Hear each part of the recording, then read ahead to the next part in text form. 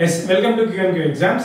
So SSC MTS 2025 కి ఎవరైతే serious గా ప్రిపేర్ అవుతున్నారో సో వారి కోసం గత సెషన్ 1 లో MTS ఎగ్జామ్ నుంచి అడిగిన ప్రీవియస్ ముఖ్యమైన ప్రశ్నలు మనం ఈ వీడియోలో నేర్చుకోవడానికి ప్రయత్నం చేద్దాం.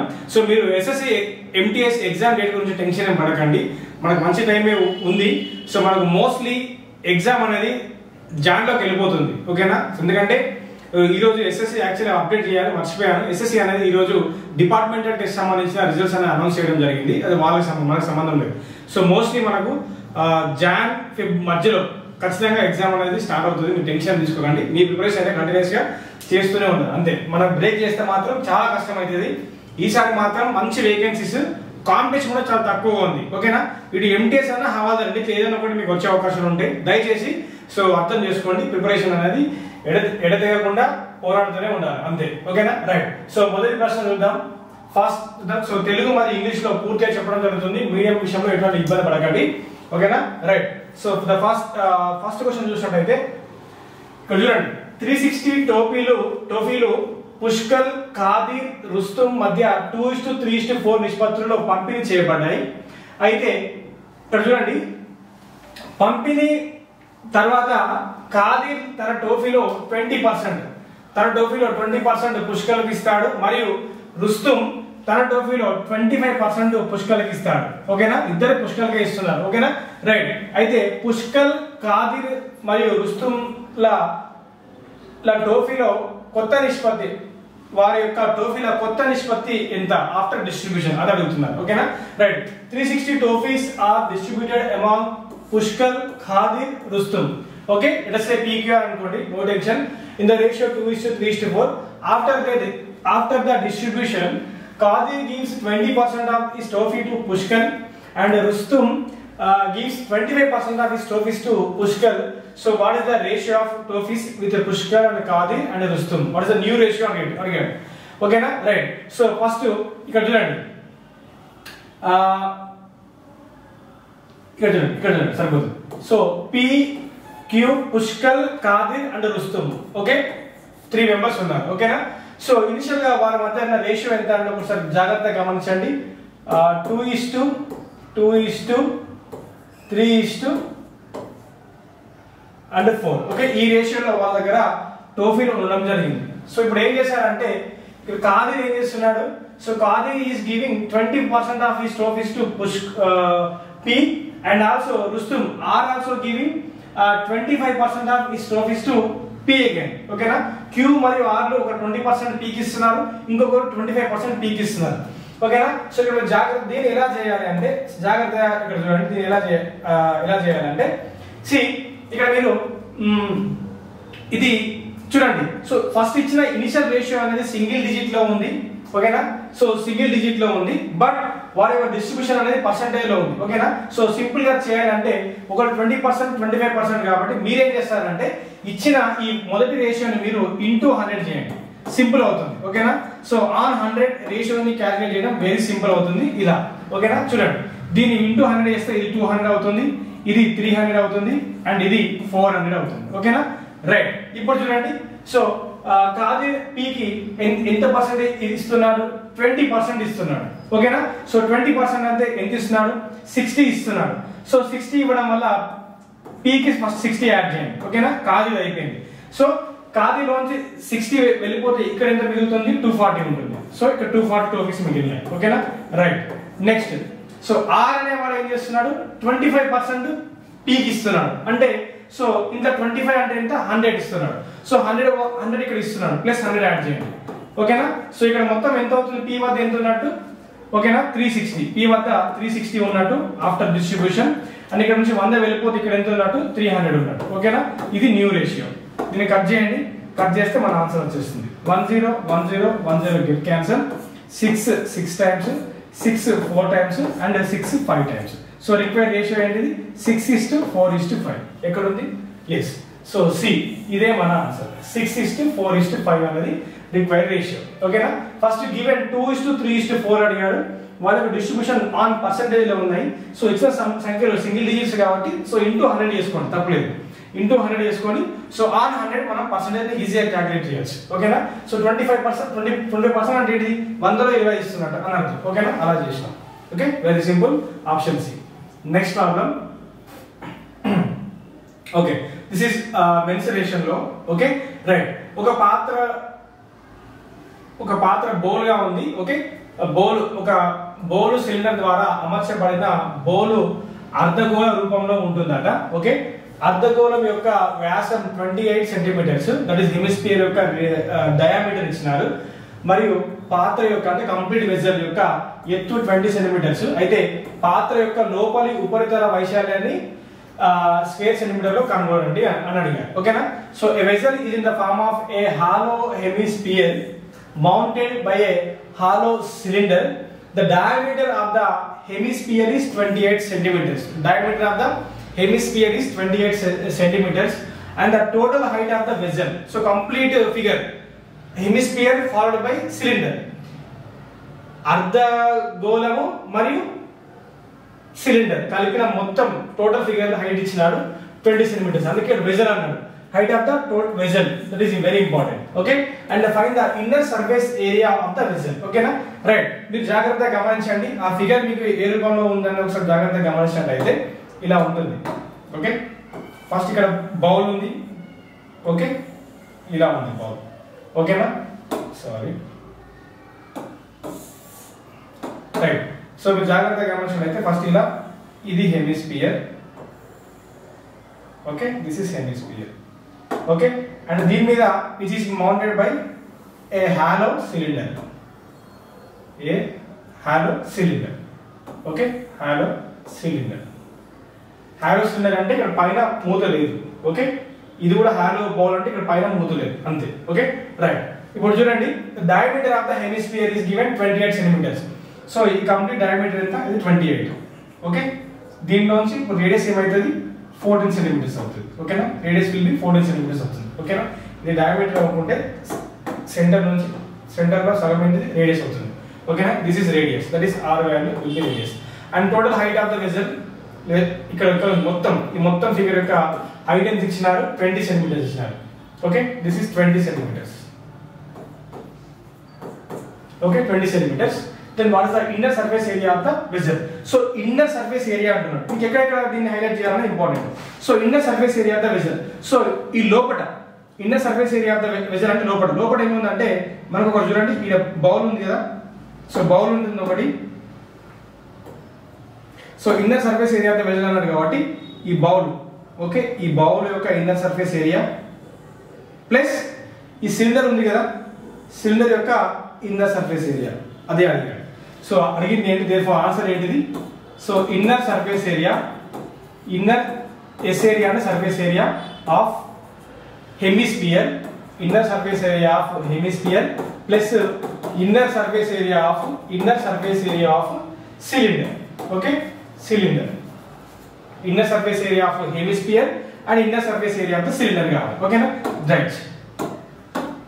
ఇక్కడ చూడండి, inner surface area of the hemisphere is nothing but curved surface area of the bowl.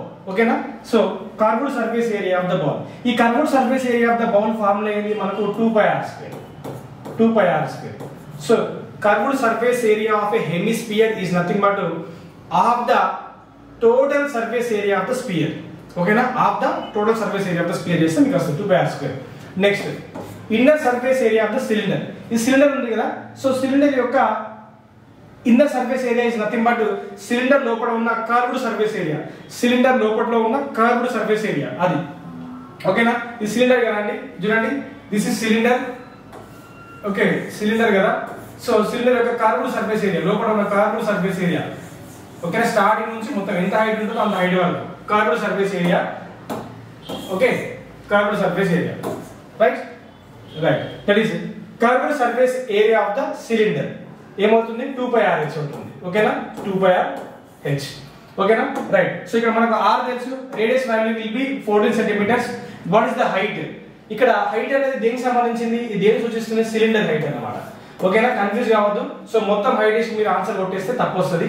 ఓకేనా, this is the inner surface area of the cylinder is nothing but curved surface area of the cylinder. అది మీకు ఓకేనా, ఏది రాయాలి ఏది రాయకూడదు మీకు తెలిస్తే అయిపోతుంది ఆన్సర్. ఓకేనా, height.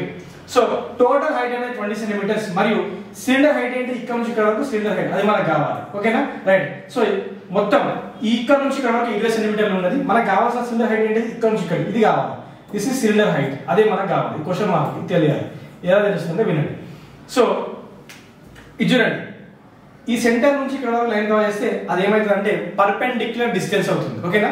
So perpendicular distance inside the hemisphere. గుర్తుపెట్టుకోండి in a hemisphere the perpendicular distance is equal to is same as radius of the hemisphere అంతే. సో ఇక్కడ పర్పెండిక్యులర్ డిస్టెన్స్ ఏమవుతుందంటే which is equal to radius of the hemisphere. ఓకేనా. So ఇక్కడ మనం ఎంత ఇచ్చారు radius 14 ఇచ్చారు కాబట్టి దేర్ఫోర్ హైట్ ఏమవుతుంది. సో టోటల్ నుంచి 14 తీసేయాలి. టోటల్ నుంచి 14 తీసేస్తే మనకి ఎంత అవుతుంది 6 అవుతుంది. టోటల్ 20 కదా 20 నుంచి 14 తీసేస్తే 6 అవుతుంది. ఓకేనా రైట్. ఆన్సర్ వచ్చేసింది చూడండి. ఓకేనా. సో పై వాల్యూ 22/7 ఉంటుంది. ఓకే. సో ఇక్కడ జస్ట్ కామన్ చేయండి సరిపోతుంది. ఓకేనా ఇలాగే రాసుకోండి. So 2πr² now 2πr into height ఏంటో తెలిసింది కదా విచ్ ఇస్ 6 సెంటీమీటర్స్. ఎంత 6 centimetres 6 centimetres. Okay right. So ఇక్కడ జాగ్రత్తగా గమనించినట్లయితే సో మీరు కామన్ చేసి ఇక్కడ 2πr మీరు కామన్ తీసేయండి. సో 2πr కామన్ తీసేస్తే సో మీకు మిగిలింది ఏంటంటే r ప్లస్ 6 అవుతుంది. సో r ఆల్రెడీ మనకు తెలిసి 14. So 14 plus 6 is nothing but 20 అవుతుంది. ఓకేనా. 2 into 22/7 into so r value ఇక్కడ 14 అండ్ ఇక్కడ 20 r ప్లస్ 6 20 అవుతుంది. 14 ప్లస్ 6 20 అవుతుంది. ఓకేనా. So 7 2 times. సో 2 ఇంటూ 22 44 అవుతుంది. 2 ఇంటూ 20 40 అవుతుంది. So 44 into 40. సో మీరు దీన్ని క్యాలిక్యులేట్ చేస్తే 0 పెట్టేసే ముందు 0 ఉంది కాబట్టి సో 16 1 ఉంటుంది. మళ్ళీ 16 ప్లస్ 1 17 అవుతుంది. So 17 square centimetres. 1760 square centimetres option B. So ఇలా మీకు ఎంటెస్ట్ లో క్వశ్చన్లు పడతాయి. మంచి క్వశ్చన్లు పడతాయి. ఓకేనా. జాగ్రత్తగా కొంచెం నీట్గా చేస్తే సరిపోతుంది. ఓకేనా రైట్. సో ఇక్కడ హెమిస్ఫియర్ యొక్క perpendicular distance is equal to the radius of the hemisphere అది మీకు తెలియాలి. ఓకేనా రైట్. సో మరలా మీకు ఇదే నుంచి మీకు ఇంకా కొన్ని ఫార్ములాస్ నేర్చుకోండి. స్పియర్ యొక్క వాల్యూ మీద క్వశ్చన్స్ పడతాయి.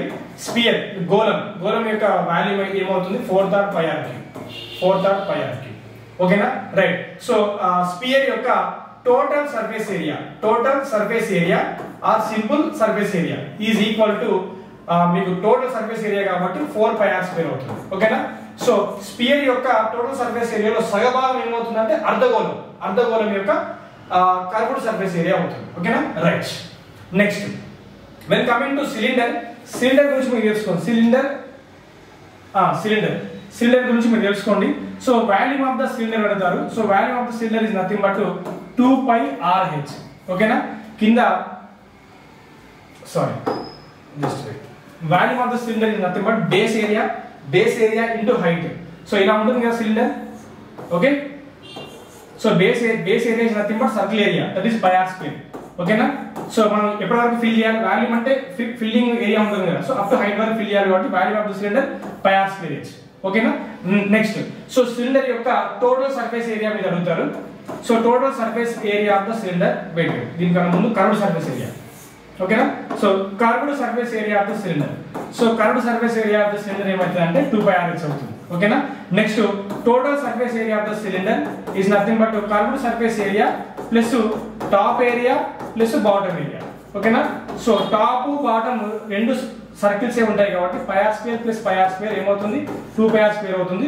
సో కర్వ్డ్ సర్ఫేస్ ఏరియా ఏమవుతుంది 2πrh అవుతుంది. 2πrh. So r if you bring common so 2πr into h plus r or r plus h both means ఇది curved surface area of the cylinder. ఇలాంటి questions కూడా మీకు formula మీద పడతాయి చూసుకోండి. ఓకేనా right. Next problem. So Reena ఒక వస్తువును దాని ధర కంటే 12% తక్కువగా అమ్ముతుంది. రీనా ఒక వస్తువును దాని ధర కంటే ఎంత తక్కువగా అమ్ముతుందండి 12% తక్కువగా అమ్ముతుంది. అంటే 12% తక్కువగా అమ్ముతుందంటే షీ గాట్ లాస్ ఆఫ్ 12% అని మీకు తెలియాలి. ఓకేనా రైట్. ఆమె దానిని 540కి అధికంగా, ఇది ఇంపార్టెంట్, ఈ కీవర్డ్స్ ఇంపార్టెంట్, అధికంగా అమ్మితే ఆమెకు 15% లాభపడి ఉండేది. అయితే 20% లాభపడాలంటే ఆ వస్తువును ఏ ధరకు అమ్మాలి? ఓకేనా ఏ ధరకు అమ్మాలి అడిగారు. So Reena sales an article at 12% below its cost price. That means loss. ఎంత loss 12%. And she sold it for 540 more. ఈ keywords important. 540 more. She would have gained 15%. She would have gained 15%. At what price should she sell the article to gain 20%? Okay na? Right. So చూడండి. This is cost price. CP line అంటాము. CP line. ఈ CP line. So for initially ఆమెకి ఏమైంది? So 12% below its cost price and that means loss. ఎంత loss వచ్చిందండి ఆమెకు? So 12% loss అవడం జరిగింది. Okay right. సో ఆమెకి ఎంత లాస్ వచ్చింది? 12% లాస్ అవడం జరిగింది. That is -12%. లాస్ అంటే మైనస్ పెడతాం, ప్రాఫిట్ ఆర్ గెయిన్ అంటే ప్లస్ పెడతాం. అండ్ ఒకవేళ చూడండి, if she sold at 540 more, she would have gained 15%. That means she got 15% as a profit. Okay, right. So what price should she sell the article to gain 20%? కనుక జాగ్రత్తగా గమనించండి. ఆమెకు 540 more అధికంగా రావడం జరిగింది. దట్ మీన్స్ చూడండి, అక్కడ అధికంగా మీ దగ్గర 100 రూపీస్ ఉన్నాయి, నా దగ్గర 200 రూపీస్ ఉన్నాయి. ఓకే, మీ దగ్గర 100 రూపీస్ ఉన్నాయి, మీ దగ్గర 100 రూపీస్ ఉన్నాయి, నా దగ్గర 50 మోర్ ఉన్నాయి అని అనుకుంటే దాని అర్థం ఏంటి? సో మీ దగ్గర నా దగ్గర చేంజ్ అంటే చేంజ్ ఎంత 50. దట్ మీన్స్ 50 వాల్యూలో చేంజ్ ఎంత ఉంది? 50 ఉంది. సో మీకు జాగ్రత్తగా గమనించండి. సో చేంజ్ ఇన్ వాల్యూ ఎంత ఇచ్చారు? 540 రూపీస్ ఇచ్చారు. చేంజ్ ఇన్ వాల్యూ ఎంత ఇచ్చారు? 540 ఇచ్చారు. మరి చేంజ్ ఇన్ పర్సెంటేజ్ ఎంత? 27%. ఇదే అప్లై చేయాలి. ఓకేనా? ఇదే ప్రిన్సిపల్ అప్లై చేయాలి. Change in percentage is equal to the change in value. అంతే, ఇదే ప్రిన్సిపల్ మీకు అప్లై చేయాలి. చాలా క్వశ్చన్స్ పడతాయి ఈ సిపి లైన్ కాన్సెప్ట్ మీద. Change in percentage is equal to the change in value. ఇది అప్లై చేస్తే మీకు వచ్చేస్తుంది. ఓకేనా? సో 540 మోర్ అంటే సో ఇనిషియల్ గా అమ్మిన దానికన్నా 540 అధికంగా అంటే సో చేంజ్ ఇన్ వాల్యూ ఎంత? 540 rupees. As well as change in percentage ఎలా అంటే సో ఈ యొక్క మీన్ లైన్ నుంచి మనం ఇలా ఇది మైనస్ ఇది చేస్తే మీకు వచ్చేస్తుంది. ఓకేనా? 27%. దేర్ఫోర్ సో 27 2 టైమ్స్ కాబట్టి సో 1% వాల్యూ ఎంత? మనకు 20 రూపీస్ అయింది. సో మనకు అడిగింది ఎంత? So to gain 20%. To gain 20% అంటే ఎస్పీ షుడ్ బి 120% అవుతుంది. సో 120% అంటే 1% వాల్యూ 20. దేర్ఫోర్ 120 ఇంటూ 1% ప్లస్ ఏం పెట్టాలి? ఇంకా 20 కావాలి. ఇంటూ 20 పెట్టాలి. So 12 2 times 24 2 zeros 2400.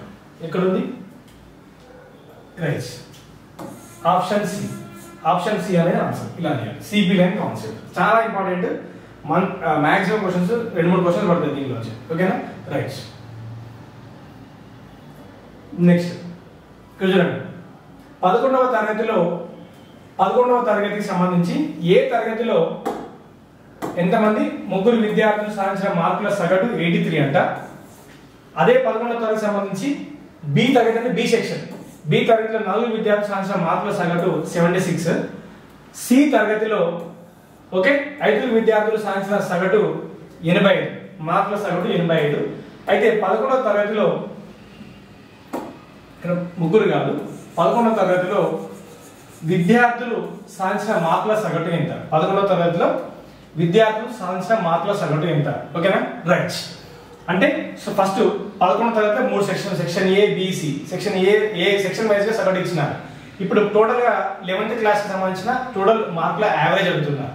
11వ తరగతిలో విద్యార్థులు సాధించిన మార్కుల సగటు, average of marks in entire 11th class. అది important. The mean of the marks secured by 3 students in grade A of 11th class is 83 and that are 4 students in grade B 76 and 5 students of grade C is 85. Then what will be the mean of the marks of the students of 3 grades? Okay na, 3 grades అంటే 3 గ్రేడ్లు 11th class. That means total 11th class of class 11th. Okay na, అది రాయడం జరిగింది. Okay na, right. So ఈ concept మీకు weight and average ప్రకారం చేయొచ్చు. So number of students and their average, number of students and their average. So grade A లో 3 students ఉన్నారు, and grade B లో 4 స్టూడెంట్స్ ఉన్నారు, అండ్ గ్రేడ్ సి లో 5 students ఉన్నారు. సో వారి యొక్క రెస్పెక్టెడ్ యావరేజ్ ఎంత ఉంది? సో గ్రేడ్ ఏ లో యావరేజ్ ఎంత వచ్చింది? 83, అండ్ గ్రేడ్ బి లో 76 వచ్చింది యావరేజ్, అండ్ గ్రేడ్ సి లో 5 మెంబర్స్ ఉన్నారు, వాటి యొక్క యావరేజ్ ఎంత వచ్చింది? 85 వచ్చింది. ఓకేనా? 85 వచ్చింది. సో టోటల్ 11th క్లాస్ యొక్క ఎంటైర్ యావరేజ్ అడిగారు, యావరేజ్. సో మనం దీన్ని ఎలా చేస్తామంటే సో వెయిటెడ్ యావరేజ్ ప్రకారం చేస్తుంది దీన్ని, ఓకేనా. So weighted average, concept of weighted average. అప్పుడు ఏం చేస్తారంటే ఇది ఇంటూ ఇది ప్లస్ ఇది ఇంటూ ఇది ప్లస్ ఇది ఇంటూ ఇది బై టోటల్ స్టూడెంట్స్ చేస్తే మీకు వచ్చేస్తుంది. ఇది కొంచెం లెంతీ అనిపిస్తుంది. సో అలా కాకుండా దీన్ని మనం ఇంకా విధంగా షార్ట్ కట్ లో కూడా చేయొచ్చు, కొంచెం టైం టేకింగ్ తక్కువ ఉంటుంది. That is deviation method, okay, with respect to weighted average deviation method. అది ఎలా చేస్తారంటే చూడండి, ఓకే, డీవియేషన్ మెథడ్ ద్వారా చేస్తున్నాను. ఏదండి? So deviation method, by the method of deviation, okay, by the method of deviation. So ఇప్పుడు మీరు ఏం చేస్తారంటే ఇప్పుడు చూడండి, ఈ రేషియో తీసుకోవడం 3:4:5. సో ఇక్కడ నేను డమ్మీ యావరేజ్, మనం ఫైండ్ చేసిన ఒరిజినల్ యావరేజ్ కదా, సో ఓవరాల్ యావరేజ్, ఓవరాల్, ఓకేనా, ఓవరాల్ యావరేజ్ ఫైండ్ చేస్తున్నాం. సో ఇప్పుడు నేను మీ ఇష్టం 87 చిన్న నెంబర్ నుంచి పెద్ద నెంబర్ 76 నుంచి 85 మధ్యలో ఉన్న ఏ నెంబర్ అయినా అనుకోండి, ఓకేనా, ఏ నెంబర్ అయినా అనుకోని చేసినా మీకు ఆన్సర్ వచ్చేస్తుంది, ఓకేనా. Right right. సో ఏ నెంబర్ అయినా అనుకున్నా మీకు ఆన్సర్ వచ్చేస్తుంది, there is no such problem, ఓకేనా. రైట్. సో ఇక్కడ నేను ఇక్కడ మీరు మీ ఇష్టం, మీరు 70 తీసుకోవచ్చు, 78 తీసుకోవచ్చు, 80 తీసుకోవచ్చు, ఓకే. సో 83 కూడా తీసుకోవచ్చు, ఇక్కడ ఉన్న నెంబర్ 76 కూడా తీసుకోవచ్చు. 76 నుంచి 83 వరకు మీరు ఏ నెంబర్ అయినా తీసుకోండి, ఓకే, ఆన్సర్ వచ్చేస్తుంది, ఓకేనా. సో ఇక్కడ డమ్మీ యావరేజ్ నేను 76 అనుకుంటున్నాను, ఇక్కడ చూడండి 76, ఓకేనా, 76 అనుకుంటున్నాను. ఇప్పుడు చూడండి ఈ 76 తో ఈ ఒరిజినల్ యావరేజ్ అనేది 76 కన్నా ఎక్కువ ఉండొచ్చు, తక్కువ ఉండొచ్చు. అది ఎలా తెలుస్తుంది? డీవియేషన్, బేస్డ్ ఆన్ డీవియేషన్ ద్వారా తెలుస్తుంది. ఇక్కడ చూడండి, సో 83 అనేది 76, ఈ 83 ని 76 తో మీరు కంపేర్ చేస్తే ఎంత ఎక్కువ ఉంది? 7 ఎక్కువ ఉంది, ఓకేనా. సారీ 7 ప్లస్ ఓకే 7 ఎక్కువ ఉంది, ఓకేనా. సో 83 76 తో కంపేర్ చేస్తే మీకు 7 ఎక్కువ ఉంది కాబట్టి +7. సో ఈ +7 ఫర్ 3 మెంబర్స్ కాబట్టి so 7 into 3, okay, plus. Next ఈ 76 ని ఈ 76 తో కంపేర్ చేస్తే 0 డీవియేషన్ ఎంత? 0 ఫర్ 4 మెంబర్స్, 0 into 4 0, 0 into 4 0, ఓకేనా. నెక్స్ట్ ఈ 76 ని ఇక్కడ 85 తో కంపేర్ చేస్తే ఎంత ఎక్కువ ఉంది? 9 ఎక్కువ ఉంది, ఓకేనా. +9 ఎక్కువ ఉంటే ప్లస్ పెడతాం, +9 for 5 members, and that means +9 into 5, okay, ఓకేనా. So this entire deviation among 12 members, ఓకేనా. 4 + 5 9, 9 + 6 12. సో by 12 చేయండి, ఓకేనా, ఆన్సర్ వచ్చేస్తుంది. Therefore 76 plus here 21, this is 0 and this is 45, ఓకేనా. సో 21 + 45 by 12, 66 by 12 వస్తుంది. 66 by 12, 12 5 times 6 మిగులుతుంది, మళ్ళా 0.0 పెడతాం, మళ్ళా 5 times అయిపోతుంది. Therefore 76 plus 5.5, that means 76 plus 5 81.5, 81.5 option D, ఓకేనా. ఇలా కూడా చేయొచ్చు, ఓకేనా. Next problem, this is DI, okay. So what a table shows the number of students enrolled in 4 colleges over the 4 years, okay. ఈ 4 years period లో 4 colleges లో college PQRS అని ఉంది. And what is the number of students studying per year in college Q over the given years, okay. అన్ని years లో college Q సంబంధించి మాట్లాడుతున్నారు, అది జాగ్రత్తగా చూడాలి. ఇచ్చిన సంవత్సరాల్లో కళాశాల Q లో సంవత్సరానికి చదువుతున్న విద్యార్థుల సగటు సంఖ్య ఎంత, ఓకేనా. సో ఇక్కడ average of in college Q over all the years అడిగినారు. సో యావరేజ్ ఏంటి? Some of the observations by number of observations. So direct గా మీరు యాడ్ చేయండి వీటిని. సో 11 + 3 14, 14 + 8 22, ఓకేనా. 2 ఇక్కడ 2 మిగులుతుంది. నెక్స్ట్ 7 + 3 10 అండ్ 10 + 7 17, 17 + 2 19, ఓకేనా. నెక్స్ట్ 1 మిగులుతుంది. 6 + 6 12, so 12 + 5 17, 17 + 1 18, okay. Number of observation ఎన్ని ఉన్నాయి? 1 2 3 4 వేసేసాను, ఓకేనా. 4 1 times 4 times, ఓకేనా. సో 2 మిగులుతుంది 20 అంటే 7 times, 1 మిగులుతుంది 12 అంటే 3, 470. So 473 will be the average. ఇక్కడ ఉంది option 470. Next, another problem. So reasoning, NQRP is related to TWXV in a certain way on the English alphabetical order. In the same way, FHIG related to LNOM, to which of the following LOPN related to the following same logic. NQR అనేది ఆంగ్ల అక్షరాలలో TWX కి సంబంధించితే అదే విధంగా FHIG అనేది LNO కి సంబంధించినదంట. అయితే LOPN కింద వాటిలో దేనికి సంబంధించిందో అడిగాను. ఓకేనా? రైట్. సో మీరు జాగ్రత్తగా ఇక్కడ చూడండి. ఫస్ట్ ఏముంది చూడండి, TWXV. ఓకేనా? దీన్ని ఎలా కోడ్ చేసినారు వాళ్ళు? సారీ, NQRP కదా. NQRP is called as TWXP. Then FHIG అనేది ఏ విధంగా కోడ్ చేసినారు? LNOM గా. ఓకే, LNOM గా అన్నారు. సో మనకు కావాల్సింది LOPN. సో LOPN ని ఎలా కోడ్ చేస్తారో గమనించారు. సో మీరు జాగ్రత్తగా గమనించండి ఇక్కడ. సో మీకు T కాస్త N అయింది, Q కాస్త W అయింది, R కాస్త X అయింది, P కాస్త V అయింది. So if you observe clearly, N అనేది 14, T అనేది 20, ఎప్పుడు అవుతుంది? +6 యాడ్ చేయాలి. Q అనేది 17, W అనేది 23, ఎప్పుడు అవుతుంది? +6 యాడ్ చేయాలి. R అనేది 18, X అనేది 24, 18 + 6 24. సో P అనేది 16, V అనేది 22. సో 16 బికాస్ 22 ఎప్పుడు అవుతుంది? +6 యాడ్ చేయాలి. సేమ్ ఇప్పుడు చెక్ చేయండి. F6 L 12 అంటే +6, H ఏమో 8, N ఏమో H8, N ఏమో 14. ఓకేనా? సో ఇక్కడ ఏమైంది? +6 యాడ్ అయింది. ఓకేనా? సో I అనేది 9, O అనేది 15 +6, G7, M13, 7 13 ఎట్లా అవుతుంది? +6 యాడ్ చేయాలి. సేమ్ ఇక్కడ +6 యాడ్ చేయండి. సో L12 +6 18 అంటే ఇక్కడ R వస్తుంది. సో R ఉందా? సో R అనేది D లో ఉంది, మరి B లో ఉంది. మరి ఏ B నా D నా? నెక్స్ట్ ఇక్కడ చెక్ చేయండి, సరిపోతుంది. అక్కడ U ఉంది, S ఉంది. సో O 15 కి +6 యాడ్ చేస్తే 21 అవుతుంది. 21 అంటే ఎంత? U, RU. సో B అనేది ఆన్సర్. అంతే, B అనేది ఆన్సర్. ఓకేనా? ఇక్కడ S ఉంది, ఇక్కడ U ఉంది, దాన్ని ఇగ్నోర్ చేయొచ్చు. B అనేది ఆన్సర్. Okay, right. ఇది చూడండి. In a certain code language, house is coded as 67 and ground is coded as 83. Then how will kitchen be coded? ఓకేనా? సో నిర్దిష్ట కోడ్ భాషలో హౌస్ ని 67 గా, గ్రౌండ్ ని 83 గా, కిచెన్ ని ఎలా కోడ్ చేస్తారో అడిగారు. So letters and some number, sorry what and number. ఓకేనా? వాట్ అండ్ నంబర్ అడిగారు. చూడండి, house, HOUSE house. So house ని వాళ్ళు ఏ విధంగా కోడ్ చేసినారు? 67 గా కోడ్ చేశారు. ఓకేనా? రైట్. నెక్స్ట్ గ్రౌండ్ అన్నారు. సో గ్రౌండ్ కూడా ఏ విధంగా కోడ్ చేశారు? సో గ్రౌండ్ కూడా 83 గా కోడ్ చేశారు. సో ప్లేస్ వాల్యూ ఒకసారి యాడ్ చేసి మనం చెక్ చేద్దాం. మనకి 67 వస్తుందా అలా చెక్ చేద్దాం. H8, O 15, 8, 15, 21, 19 and 5. Okay, right. మీరు యాడ్ చేయండి.